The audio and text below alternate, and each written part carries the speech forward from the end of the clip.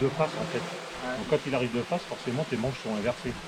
Donc l'astuce c'est de le tourner pour avoir le cul vers toi. Surtout au début quand tu n'as pas l'habitude. Comme ça tu sais que si tu pousses ton manche, il avance, si tu recules ton manche, il recule. Les trucs sont pas inversés. Si tu le fais à gauche, il part à gauche, si tu le fais à droite, il part à droite. Et ça a son importance au départ. Ensuite, ce que tu fais, tu l'amènes presque un peu au-dessus de toi. Là il est un peu haut, donc on va le faire de ça. La technique, quand tu poses à la main, il faut toujours qu'il soit au-dessus de toi. Il ne faut jamais qu'il soit au niveau de ton visage ou en dessous, pour éviter de prendre un coup d'hélice. Et quand tu vas le prendre, tu vas le prendre toujours au-dessus de toi. Donc en fait, là on voit qu'il est au-dessus. Donc là, bon, les manches, je ne sais pas si toi tu es bien gymnastiqué pour les manches ou pas, parce que je ne sais pas si...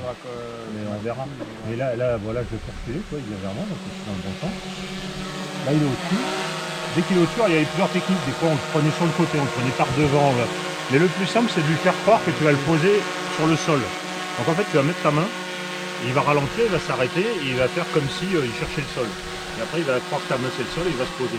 Donc là, tu te mets en dessous, toujours la main en l'air. Là, tu vas baisser ton manche.